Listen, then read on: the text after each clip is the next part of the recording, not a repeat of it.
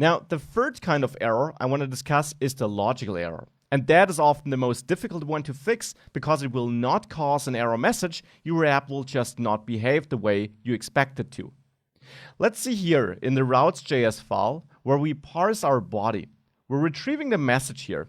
And that is of course nice, but let's say I actually do have the first element being stored in message here. And keep in mind, the second element, which we previously had, is the actual message the user entered because we're splitting that key value pair we're getting automatically, and now we're actually storing the wrong element. So now if I save this and my server restarts due to NodeMon, I can enter some test here. And if I do this and I open my message text file, I actually see message there. Now, this is a logical error because we got no error message, but the app is not behaving the way we want it to. Now, of course, we know that we used the wrong index here because I just changed that. But let's say you worked on that code for the first time and you just used 0 here because you forgot that this should be 1. So you didn't change that back on purpose, but you really made this mistake. Now, it's not super obvious to see. And how can you now work on such errors? Well, with the help of the NodeJS debugger, which actually has a great integration into Visual Studio Code, which I strongly recommend using. Let me show you how that debugger works then. For this, let's quit that process. And let's select the app.js file now, that's important. And now go to Debug here in Visual Studio Code in the menu and choose Start Debugging, or use the keyboard shortcut you see there. Now with that, you have to choose an environment, and there you should use Node.js. And you will now see that extra bar here at the top, which allows you to control the debugger. You see the red bar at the bottom that indicates that you're in debugging mode. And you actually also have a debug console here, where you now see that the debugger is attached and listening. Now what does this mean? This means that now you actually can look into your code as it's running. But to really do that, you need to set so-called breakpoints. So let's go to the route.js file, and let's say we assume it has something to do, our error here with the wrong text being stored, with this code snippet, because ultimately that is where we write it to the file. So what you can do is you can set a breakpoint in Visual Studio Code by going to the left of the line numbers until you see that red dot and clicking there. Now we got a breakpoint there. And what will now happen is that with that debugging process running, don't quit this, you can quit it by clicking the red square, but let's leave it running.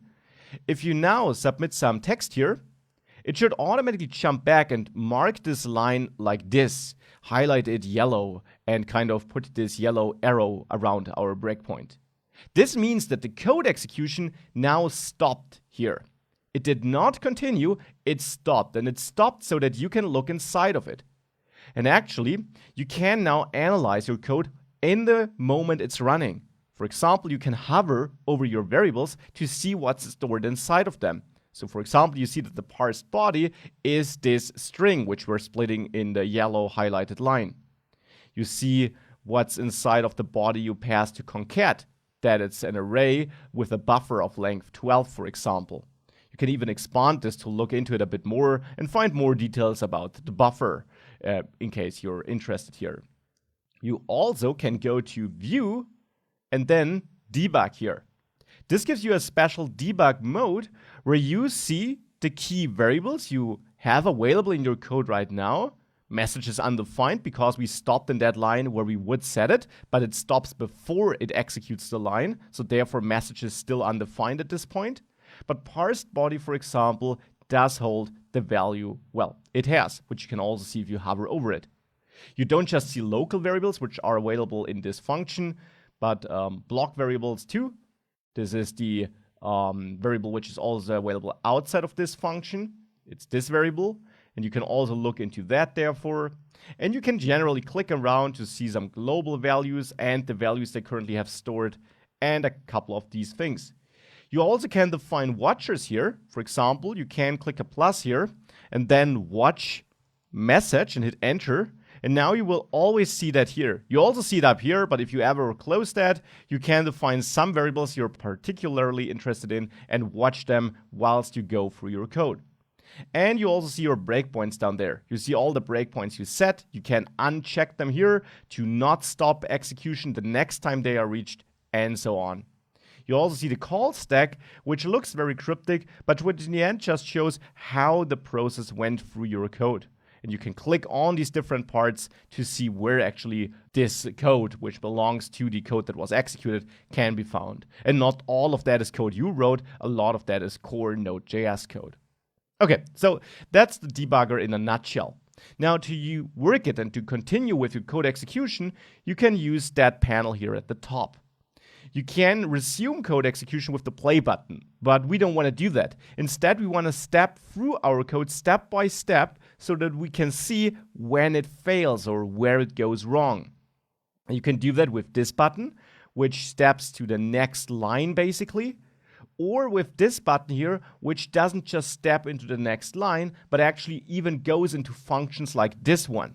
So if you click here, and again, now all of a sudden you're in the right file function defined by Node.js.